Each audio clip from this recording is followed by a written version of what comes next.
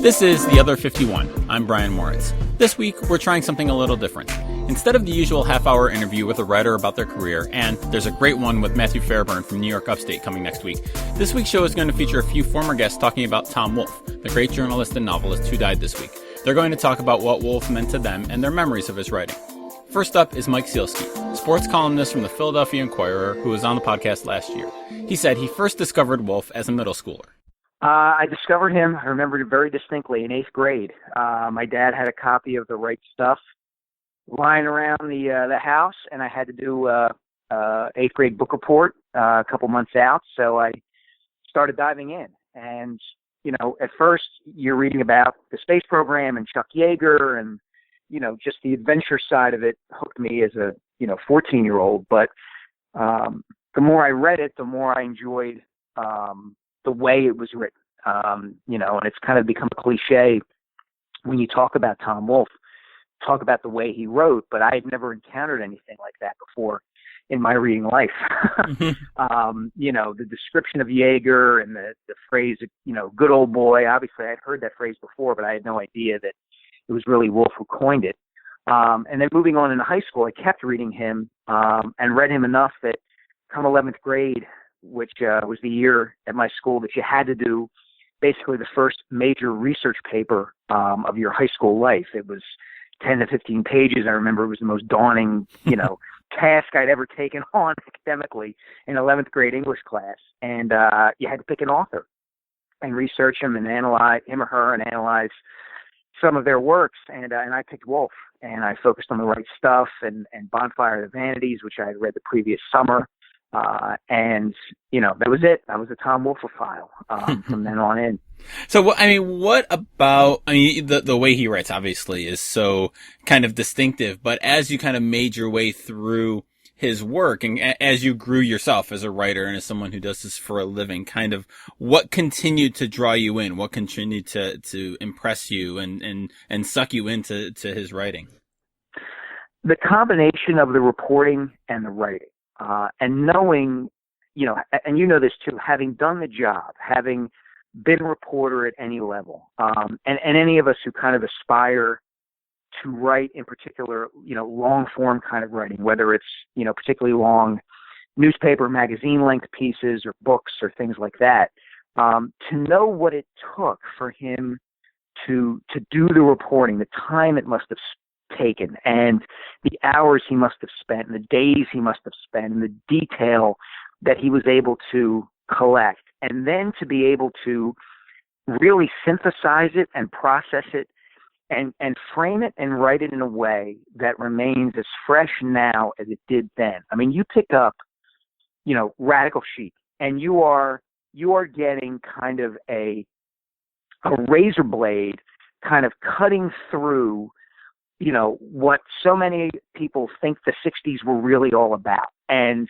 I read a tribute to Wolfe by Tom Junod from, who's now at ESPN, the magazine, and who at the time I think was at Esquire. And he mentioned Radical Chic, and he talked about, the thing that made the piece great and that made it kind of subversive was not that Wolfe documented necessarily the fact that Leonard Bernstein had a dinner party with the Black Panthers. It was that he made fun of it. He wrote it funny, and that's what made it truly subversive. Like, he didn't take it seriously. He thought it was all ridiculous.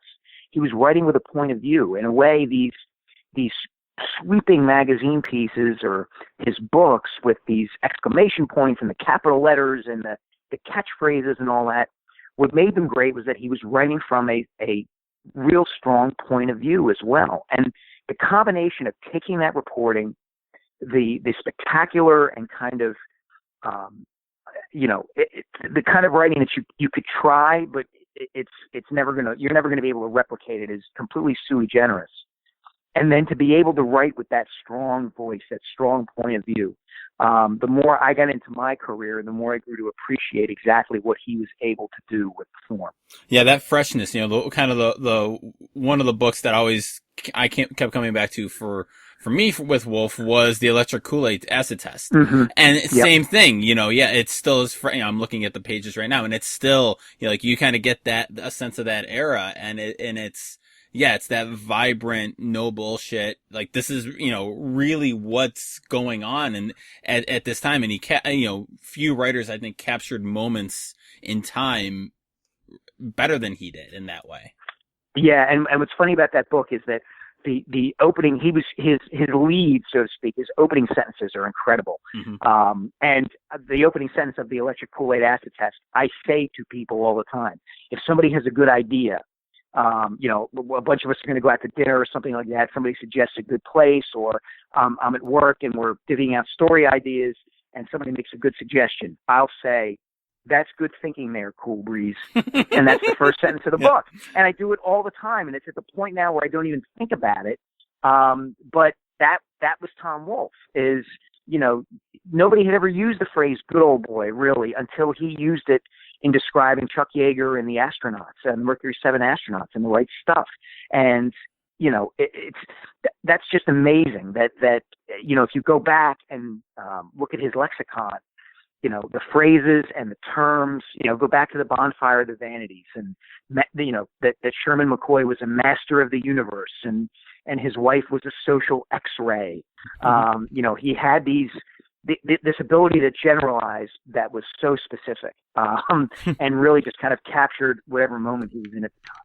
I do remember I was shockingly late, like in my 20s, I think, when I realized that the right stuff, like he coined that. Like it's one of those where it's so around like the space program and that era that like you almost like, oh, he wrote a book using that term. Like, no, he's the one who coined the term the right stuff for that group of astronauts. It's like, I remember I was in my mid 20s, shockingly old to realize that, but still that's an oh my gosh moment. You realize the impact that he had. Yeah, exactly. And I was just going to say this, Brian. Go back and read. I don't know, maybe you were going to get to this, but if you have a chance, go back and read his Esquire piece from I think 1963 called "The Last American Hero" on the stock car driver Junior Johnson. Oh yeah, I haven't read that in years. Yeah. Yeah, it was meant. It was one of the top pieces in the anthology of the best American sports writing of the century. And what's amazing about that piece is that it still holds up. If you read it now, it could describe the South in America today as well as it could back then. It isn't just that it was a snapshot of a particular place and time. There's enough there. He taps into something that's everlasting about American culture, and that's true of that piece. It's true of Radical Chic. It's true of The Bonfire of the Vanities. It's true of A Man in Full, which is another great piece of writing that he's done. You mentioned his reporting, and certainly with Wolfe, you think of style, like the writing style, the exclamation points, and all that, and the personal style too. The white suits, he's a guy who you can unironically call iconic, I think, from a stylistic point of view. But how much, and this is kind of, I'm sure, writer cliche to talk about today, but how much does that, kind of mask or, hide from people the reporting and the like legwork that he put into all of these stories?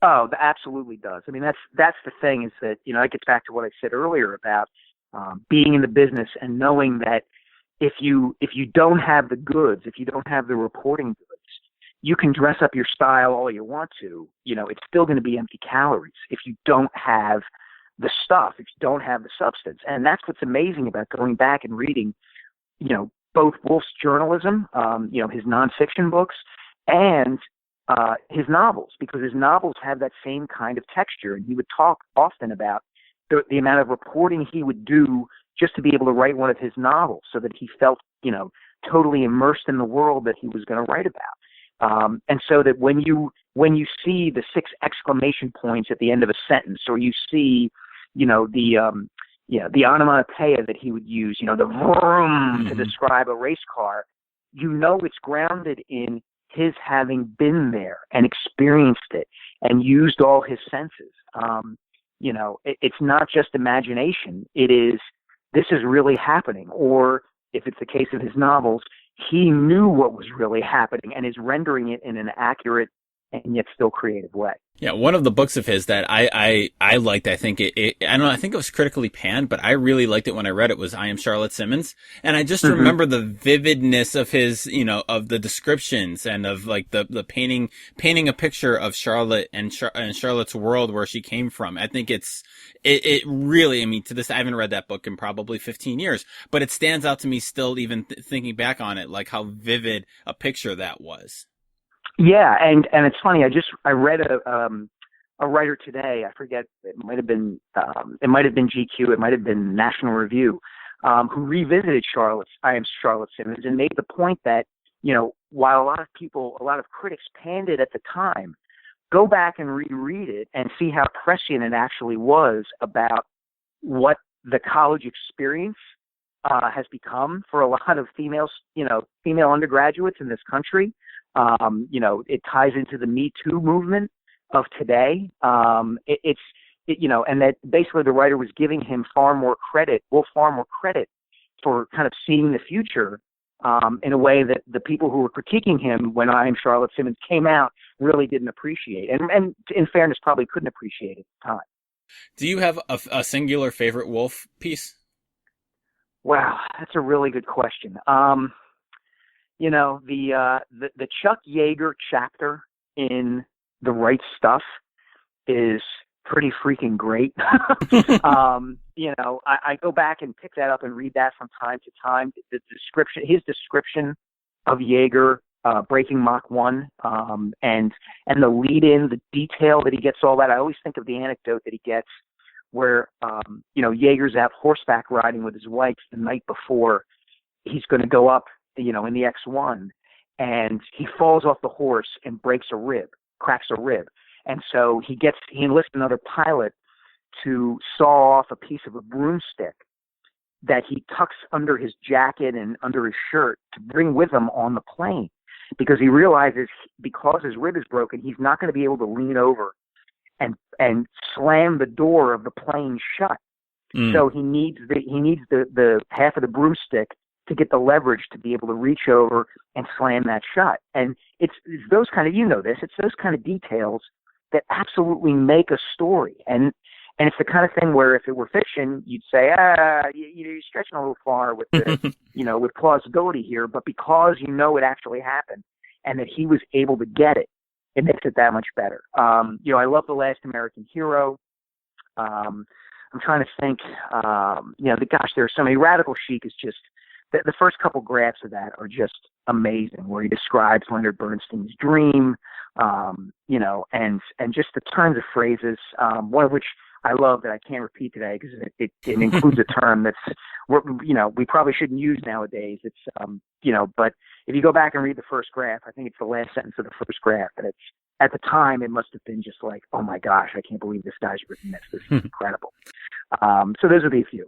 So I gotta ask, did you ever have a Tom Wolfe phase where you tried to in your writing? I don't think so, only because I think even when I started to recognize and appreciate the way he could do it, I knew it was so different and so so unique that there was no way I'd be able to replicate it. I grew up more trying to replicate Bill Lyon, my mentor from the columnist in the Philadelphia Inquirer, and that didn't go well either. But, I think I kind of recognized early on that, nobody, least of all me, could try to do what he did. I think now it serves more as a model for the kind of reporting I would like to do when I take on a big project, a big, a narrative story or something like that. You aspire to get that level of detail. And what's funny is that you can see strains of him through, even truly great transcendent writers since then. I mean, you see it in, for instance, Gary Smith. It just seems there's similarities there. I've never asked Gary whether he actually considered Wolfe a model or something like that, but there's a similarity there that's hard to deny. I can see I can see similar. Sorry, but I can see similarities in Charlie Pierce too, and a lot of that. Yeah, exactly. That type of writing. Exactly. Yeah, it's funny. I joked with somebody on Facebook today that Tom Wolfe showed what you could do with an exclamation point, and Stephen A. Smith has shown what you absolutely should not do with an exclamation point, and that's kind of both ends of the spectrum there. So you mentioned your favorites. I'm just wondering if there's a different. It probably might be the same answer, but do you? If somebody listening to this hasn't read Wolfe, shame on them. But or they haven't read him in a long time, is there a good intro, a good place to start? Do you think? I would say go to The Last American Hero if you're a sports fan. I would say if you're not a sports fan, pick up The Right Stuff because, it's in terms of a narrative, in terms of getting the experience of and understanding what Wolfe could do in a nonfiction setting. I think that's about as good as you can get. That's one of those books where you read and you go, oh my God. I can't even begin to say that I do the same thing that this guy does. That I go, oh, what do you do? Yeah, I write. Oh, yeah, well, so does Tom Wolfe. Well, yeah, that's true. Mike Sealski from the Philadelphia Inquirer.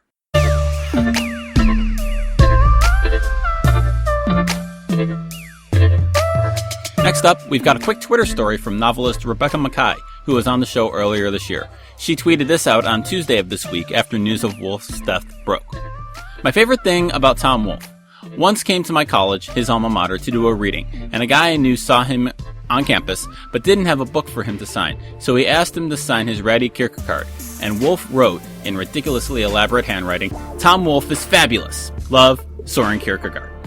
Rebecca Mackay's new novel, The Great Believers, is out June 18th.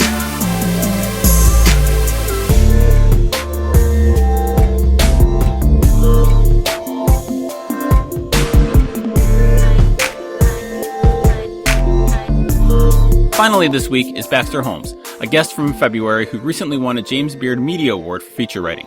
Baxter called it from Houston, site of the NBA's Western Conference Finals, and I asked him how he thought Wolfe would cover that series.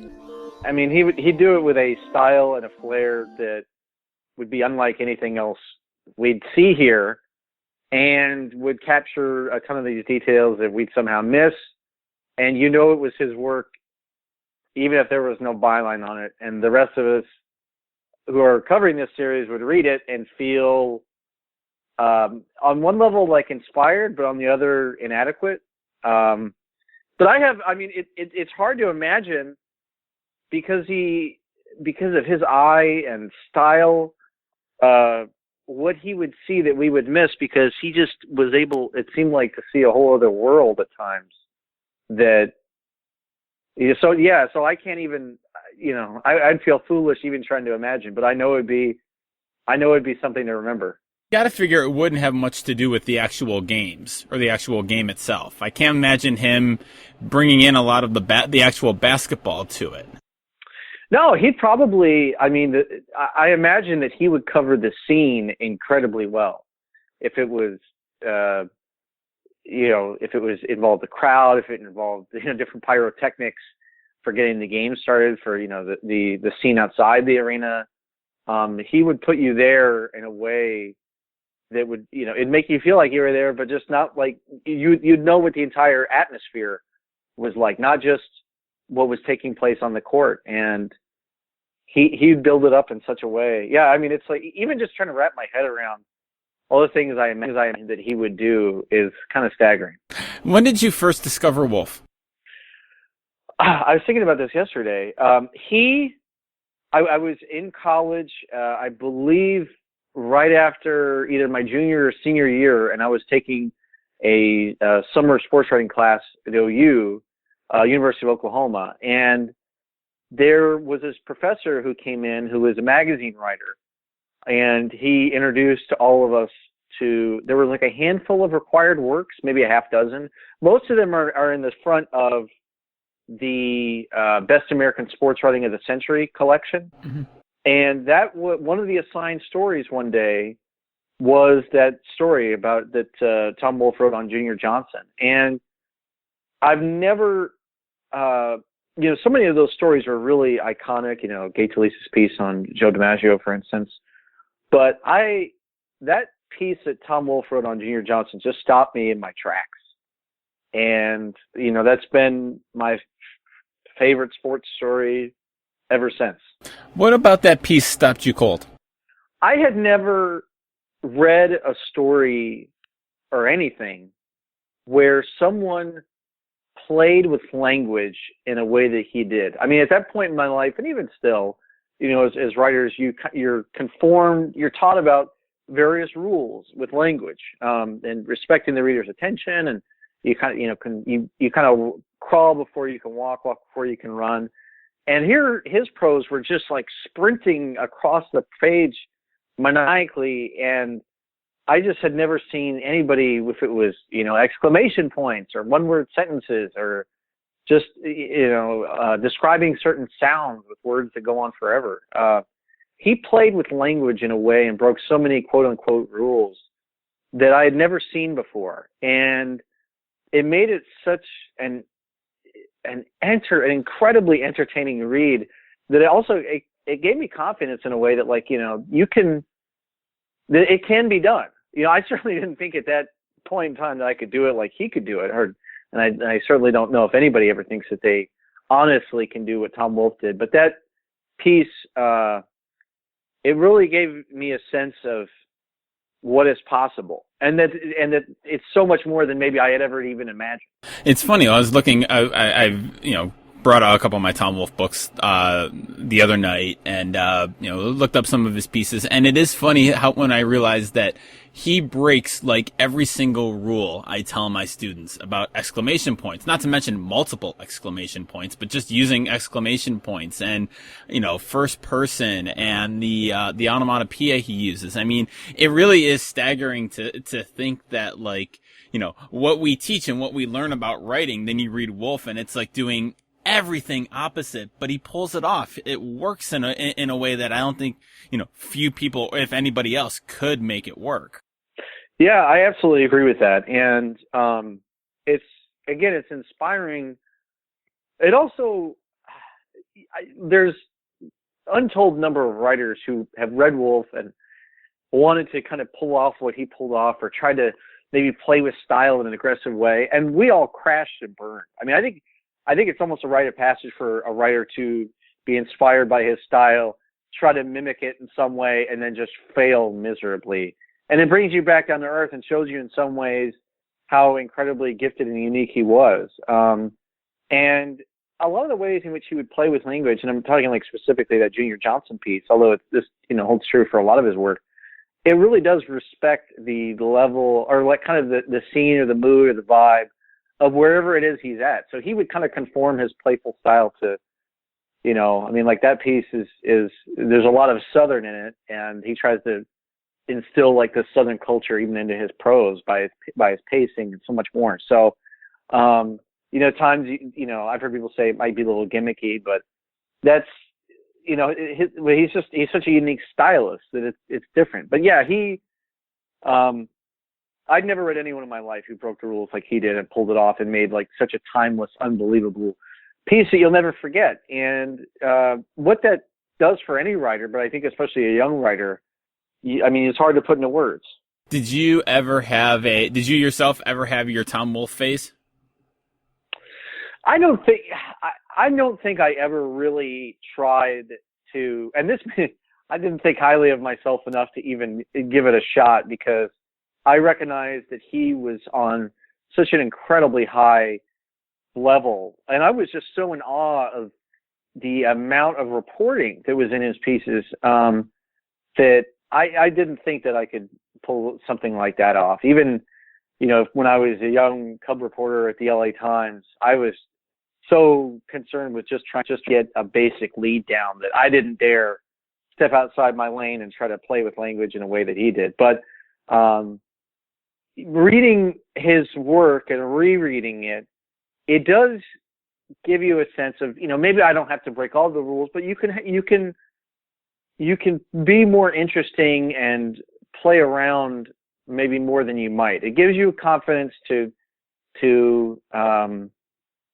break outside the box a little bit. Now he just like shattered that box into little bits. And again, like it, but I do think that reading his work, even if you don't necessarily go through a phase, it does give you a confidence a little bit of the way that you can maybe play around with language and style Not necessarily maybe to his degree, but at least, more than you might have otherwise. Yeah, I remember reading Wolfe when I was in college, and I have a young reporter, and I think I had a similar reaction to you, like, oh yeah, I can't do that. Like, I thinking about like, okay, you're clearly from Pluto, and I can't write like that, and that's totally fine. But you're right, I think, in that he's one of those writers in that kind of grouping of journalists and long form writers who kind of you read, and it's like, for me, it was kind of Charlie Pierce was that kind of guy who, kind of has some similarities, I think, to Wolfe in that, sports writing can be this. I can do this as a writer rather than, I think the basic stuff we all grow up reading in newspapers and magazines. And Wolfe is one of those guys who I think you're right, kind of makes it, I never thought I could write like this or from this perspective.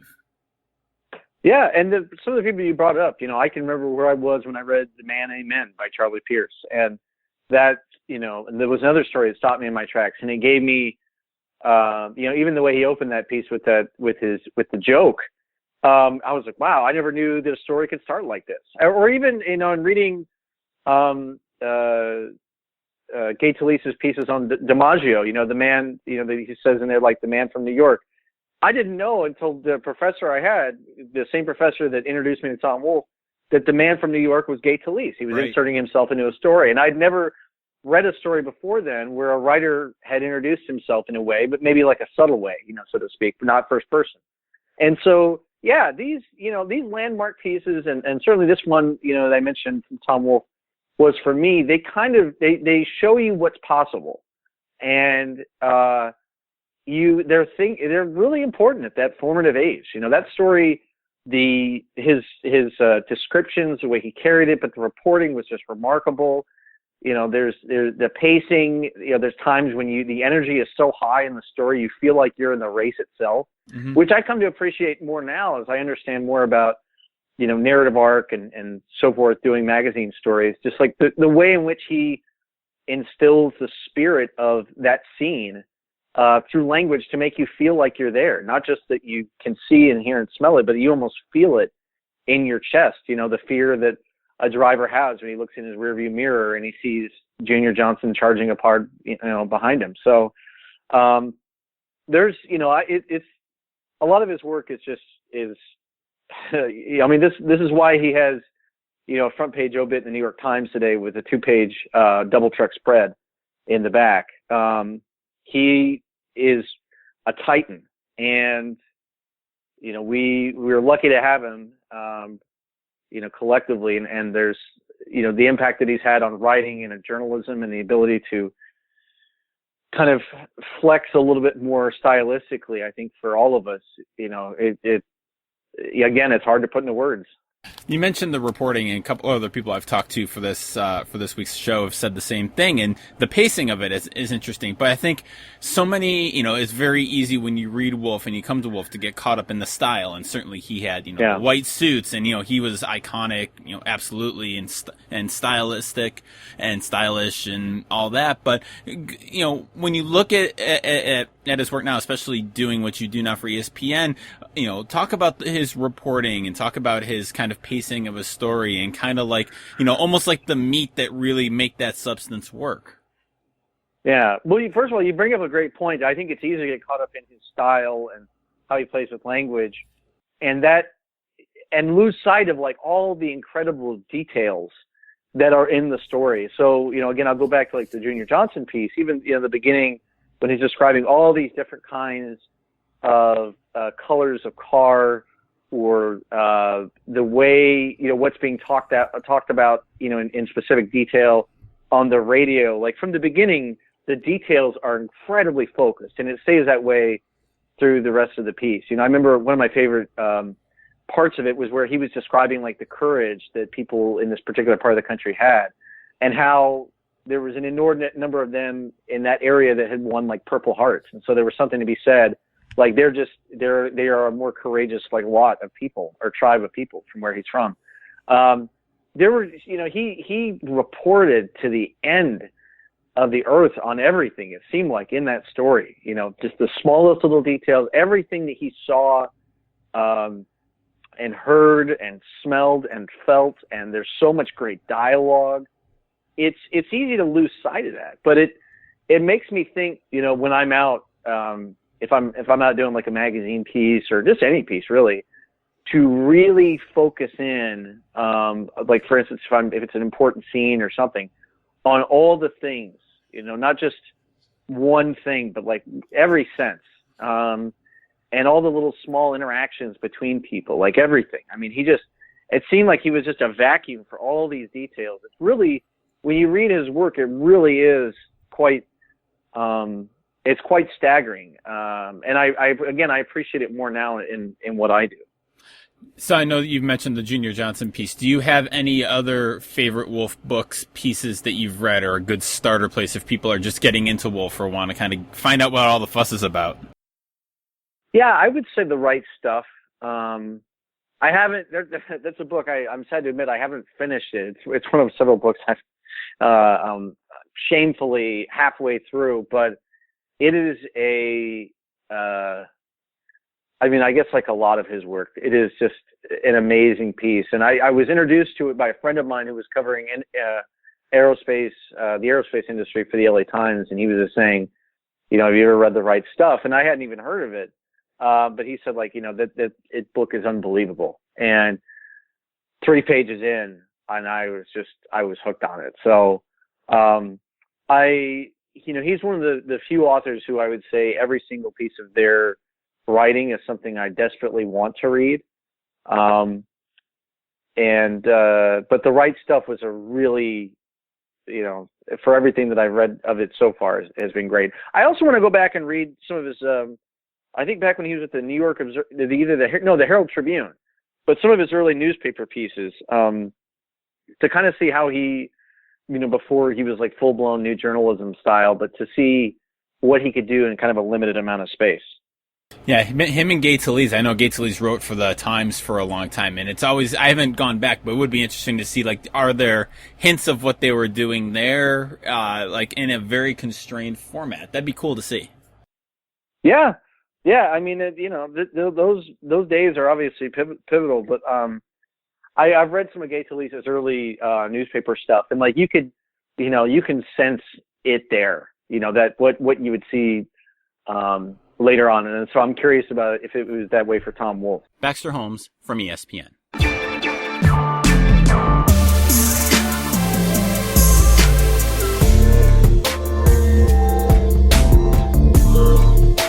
As always, thanks for listening to The Other 51. You can find show notes for this episode and all our episodes at sportsmediaguy.com on the Other 51 tab. You can subscribe to the show wherever you get your podcasts. I can highly recommend Overcast for this. Our theme music is by Ellie Moritz.